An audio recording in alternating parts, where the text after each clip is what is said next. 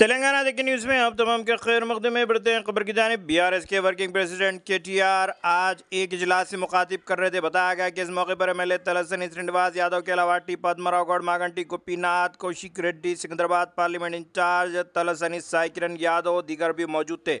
इस मौके पर उन्होंने अपने खिताब में कांग्रेस हुकूमत को तनकीद का निशाना बनाया। बताया गया कि 6 गारंटी स्कीम्स के सिलसिले में अभी भी तातुल का शिकार बताया गया। इस सिलसिले में उन्होंने 200 यूनिट इलेक्ट्रिसिटी दिए जाने के सिलसिले में अगर नहीं दिया गया तो इस सिलसिले में लड़ाई करने और एहतजाज करने का भी उन्होंने बात कही। इस मौके पर उन्होंने बताया कि बजट में 53,000 करोड़ रुपए एलोकेट किए गए, जबकि 1,25,000 करोड़ रुपए की ज़रूरत बताई गई। इस महीने की 13 तारीख को नलगुंडे में एक बड़ा प्रोग्राम भी मुनक्किद किए जाने की इत्तला से वाकिफ़ करवाया। अगर अभी तक आपने चैनल को सब्सक्राइब नहीं किया तो फौरी कर लें। आलमी, मुल्की, रियासती, मुकामी खबरों के लिए देखते रहिए आपका अपना चैनल तेलंगाना डेक्कन न्यूज़। సంవత్సరానికి 53,000 కోట్లు అవుతుంది। మరి అట్లాంటప్పుడు నేను రేవంత్ రెడ్డిని ఇవాళ బడ్జెట్ ప్రవేశపెట్టిన బట్టి విక్రమార్క గారిని నేను అడుగుతా ఉన్నా, 53,000 కోట్లు 420 పథకాలకని మీరు బుకాయిస్తే, దొంగ మాటలు చెప్తే ఎట్లా నమ్మాలి ప్రజలని నేను అడుగుతా ఉన్నా।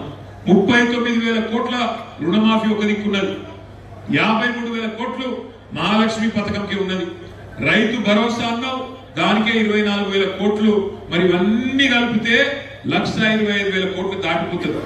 అదే మరి దళిత బంధు మనం పెడితే దళిత బంధు కాదు, అంబేద్కర్ అభయహస్తం దళిత బంధు 10 లక్షలు ఇస్తుండు కేసీఆర్, నేను 12 లక్షలు ఇస్తా అన్నాడు। మరి ఇవన్నీ కలిపితే సంవత్సరానికి 1,25,000 కోట్లు అదనంగా పెట్టాలి। కానీ ఇలా పెట్టిన బడ్జెట్ చూస్తే మాత్రం మేడి పండులా ఉన్నది। ఎందుకంటే అందులో ఏం లేదు, ఉత్తగానే ఉగదప్పుడు ఉపన్యాసం ఇచ్చి వాళ్ళు కేంద్రంలో ఓటాన్ అకౌంట్ పెట్టిరు కాబట్టి మేము కూడా ఓటాన్ అకౌంట్ పెడుతున్నాం, అందుకే డీటెయిల్స్ చెప్తలేం, మళ్ళా పెడతామని తప్పించుకునే ధోరణిలో ఉంది తప్ప వాస్తవంగా అందులో ఏం లేదు। కానీ వాళ్ళు తప్పించుకునే ప్రయత్నం చేసినా తలసాని శ్రీనివాస్ యాదవ్ గారు సనత్ నగర్ లో ఊరుకోరు, పద్మారావు గారు సికింద్రాబాద్ లో ఊరుకోరు, ఖైరతాబాద్ లో నాగేంద్రన్ ఊరుకోడు, జూబ్లీహిల్స్ లో గోపాల్ ఊరుకోడు, మషీరాబాద్ లో గోపాల్ ఊరుకోడు। తప్పకుండా వీళ్ళ భరతం పడతాం। 100 రోజుల్లో గనక వాళ్ళు ఇచ్చిన హామీలు నిలబెట్టుకోకపోతే వాళ్ళకు పొందదవ్వడం స్టార్ట్ చేయడం ఖాయం, అదే పొందలో పూడ్చిపెట్టడం కూడా ఖాయం। రేవంత్ రెడ్డి అంటుండు మన పార్టీని అట బీఆర్ఎస్ నట 100 మీటర్ల పొందదవి అలా వాత పెడతారట। ఆయన తవ్వడో ఏం చేస్తాడో నాకు తెలియదు, కానీ ఆయనకు ఈ గడపారలు పట్టుకుని తిరుగుడు, గుణపాలు పట్టుకుని తిరుగుడు, కట్టపారలు పట్టుకుని తిరుగుడు, లంకె బిందెల కోసం తిరుగుడు అలవాటు ఉన్నట్టుంది, అందుకే తవుడు గురించి మాట్లాడుతుంది। కానీ నేను రేవంత్ రెడ్డికి యాద్ చేస్తున్నా, రేవంత్ రెడ్డి గారు నీకంటే ముందు చాలా మంది గొప్ప గొప్పలు పనిచేసిండ్రు ఈ రాష్ట్రంలో, పెద్ద పెద్ద తీస్మార్కాలను మాట్లాడిండ్రు।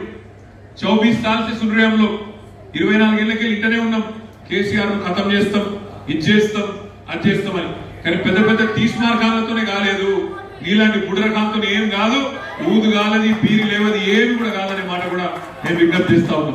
ఒక్కొక్క మాట కూడా నేను మీకు విజ్ఞప్తి చేస్తున్నా, రేవంత్ రెడ్డే కాదు ఇంకా కొంతమంది మాట్లాడుతున్నారు, మన ఎమ్మెల్యేలను తీసుకుపోతాం, పార్టీని 39 ముక్కలు చేస్తాం, ఇది చేస్తాం, అది చేస్తామని చెప్పి ఇవాళ కొంత అహంకార పూరితమైన చాలా దుర్మార్గమైన మాటలు మాట్లాడుతూ ఉన్నారు। వాళ్ళందరికీ నేను చెప్పేది ఒకటే, ప్రజలు మిమ్మల్ని నుంచి ఆశించేది, మీ నుంచి కోరుకునేది ఇవాళ ఇట్లాంటి చిల్లర మల్లర మాటలు కాదు। మీరిచ్చిన 420 హామీలు ఎప్పుడు నెరవేరుస్తారు, రుణమాఫీ ఎప్పుడు చేస్తారు, మహాలక్ష్మిలో 2,500 రూపాయలు నెలకు 1,67,00,000 మంది ఆడబిడ్డలకు ఎప్పుడు చాలు చేస్తారు, అదే విధంగా ఇంకా గృహజ్యోతి లాంటి కార్యక్రమాలు, ఇంకా రైతు భరోసా లాంటి కార్యక్రమాలు ఎప్పుడు చాలు చేస్తారనే మాట ఇలా రాష్ట్రం మొత్తం ప్రజలందరూ చూస్తా ఉన్నారు। మీరు ఇట్లే చిల్లరమల్లర మాటలు మాట్లాడుకుంటూ చిచోర పనులు చేసుకుంటూ ఏదో రకంగా ప్రజల దృష్టిని మరల్చాలే, అటెన్షన్ డైవర్షన్ చేయాలని మీరు ప్రయత్నం చేస్తే ఎక్కువ కాలం ఈ నాటకాలు సాగవు। ఎందుకంటే ప్రజలకు అన్ని తెలుసు, ఇప్పటికే హైదరాబాద్ లో గాని గ్రామాలలో గాని చర్చ ప్రారంభమైంది, అయ్యో కేసీఆర్ గారిని కోల్పోయినాం వీళ్ళ మాటలు నమ్మి అని చెప్పి ప్రజలు బాధపడతా ఉన్నారు। అందుకే నేను ఈ ప్రభుత్వానికి కూడా చెప్పే మాట ఒకటే, చిత్తశుద్ధి ఉంటే ఇచ్చిన మాట నిలబెట్టుకునే ప్రయత్నం చేయండి, చిల్లర మల్లర రాజకీయాలు చేయడం కాదు।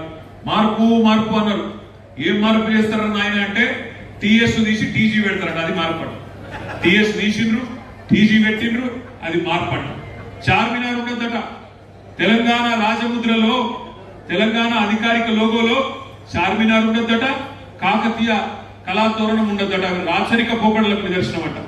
కానీ ఈయన పాపం ఈ ముఖ్యమంత్రి ఇదివరకు ఒకసారి అడిగింది టీవీలో, అన్న మరి నువ్వు ఇదివరకు వెళ్ళాడు మంత్రి పదవి కూడా చేయలేదు కదా, ఎట్లా చేస్తావు మరి రేపు ముఖ్యమంత్రి పని అంటే ఆయన ఏమని అడిగినా, అది ఏమున్నది పోయి సీఎం పదవి గుప్పు మేస్త్రి పదవి, అది గుప్పు మేస్త్రి పదవి అని మాట్లాడాడు. నిజంగా కూడా ఆయన వైఖరి అట్లే ఉంది.